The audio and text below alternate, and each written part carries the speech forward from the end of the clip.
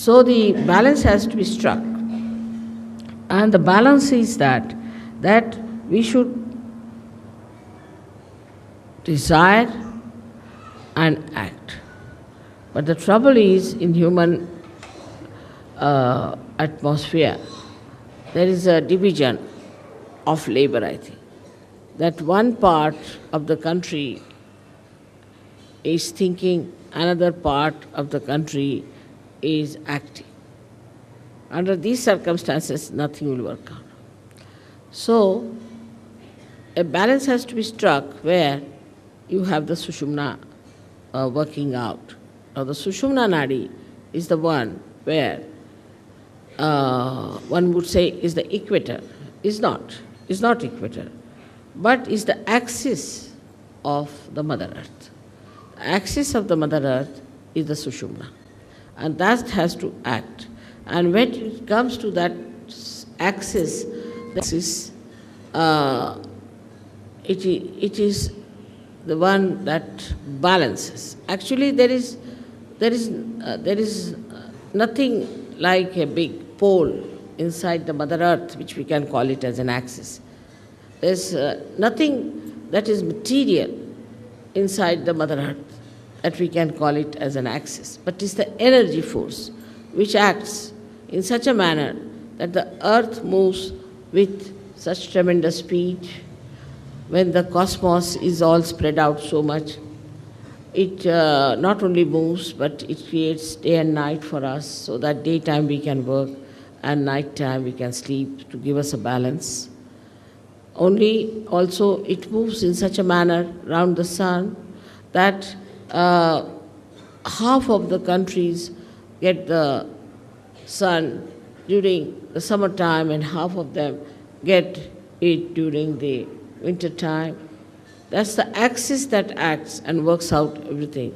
Apart from that, this axis keeps all the distances necessary from other planets and other moving bodies in the cosmos.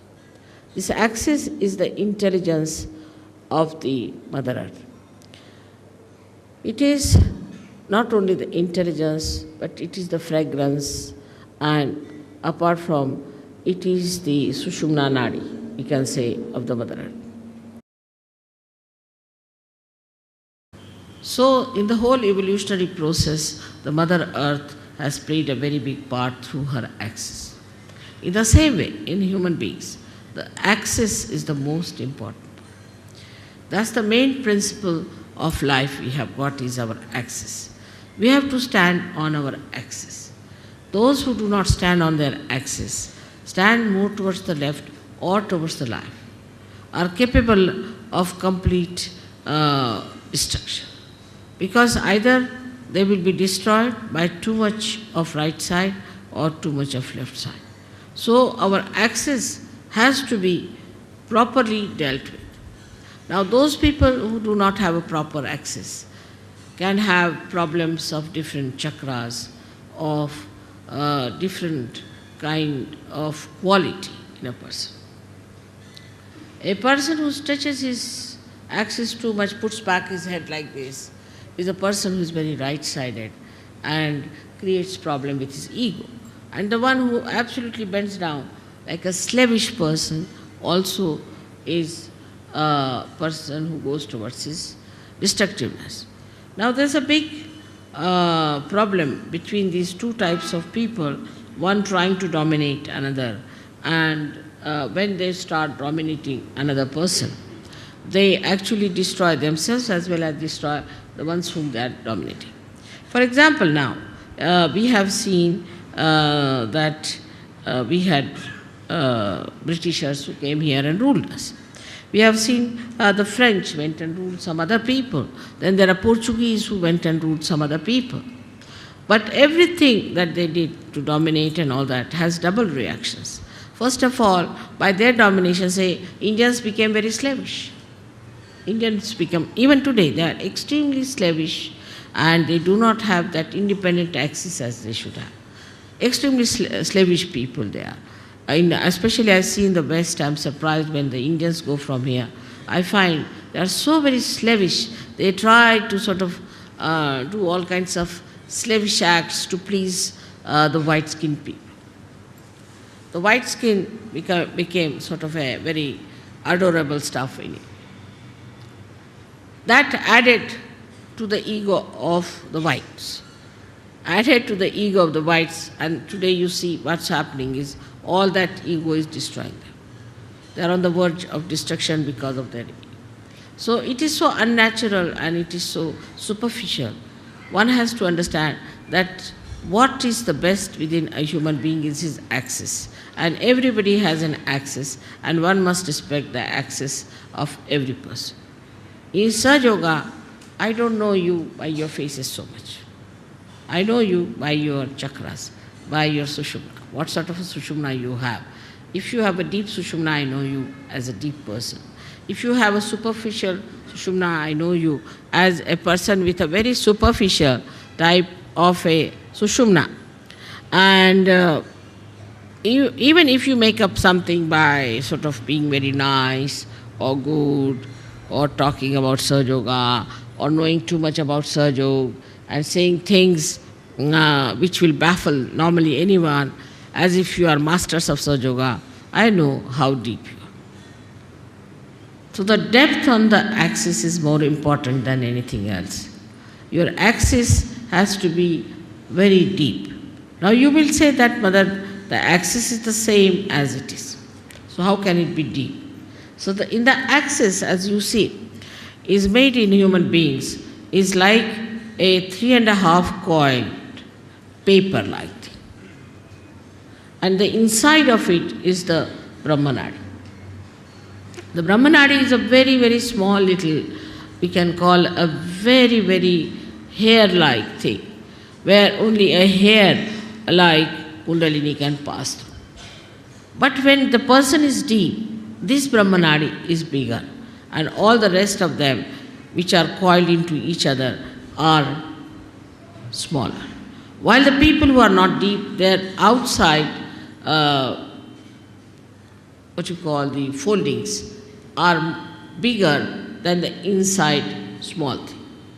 Now such people could be apparently very dynamic, may look very intelligent, may look very smart, may look to be very good looking, or whatever it may be, outwardly. But inwardly they are not deep. Inwardly, if they are deep, their whole attitude is beautiful.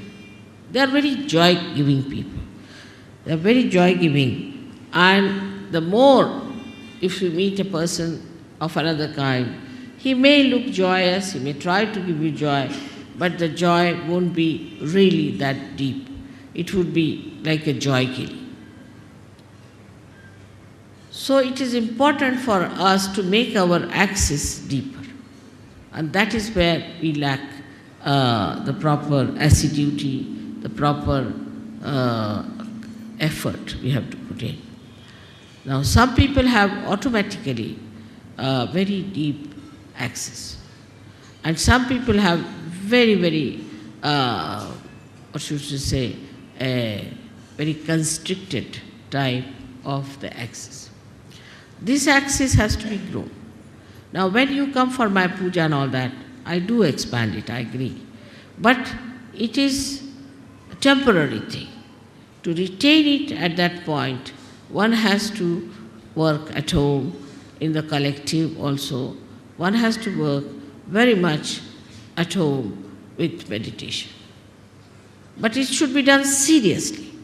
It should not be just a joke, to be frivolous, to be stupid. That's not the way. It should be done very seriously in the meaning that it is a devoted task you have taken. It's a meditative thing. It's a prayer to God. We can call it, it's a puja to God. Is to be done with that reverence. Because reverence is the key of achievement. If you have no reverence about yourself and no reverence of others, then it cannot be done. But first you must have reverence for your own life. What am I doing with my life? Where am I wasting it? Why should I waste it? Why should I be deep? After all, there must be some purpose of my life. Am I serving my purpose? Am I doing that? All these things, if they pop into your head, then you will understand it's very easy to fight out your ego. Because normally on small, small things people fight. I've seen that in Sahaja Yoga also, people fight on things like, it's so useless, absolutely useless. To me, it sounds stupid to even mention the way people fight over small things and quarrel. But a deep person, even if he doesn't speak much, even if he doesn't show off much, even if he doesn't sit in the front line, he expresses himself through his depth, because I can work out better through that. So to develop this, one must meditate. Important thing is to meditate. Every day, every day, every day. You may not eat your food one day, you may not sleep one day, you may not go to your office one day, you may not do anything that you are doing every day, but you must meditate every day. That's an important point to develop the central constricted part into a bigger area.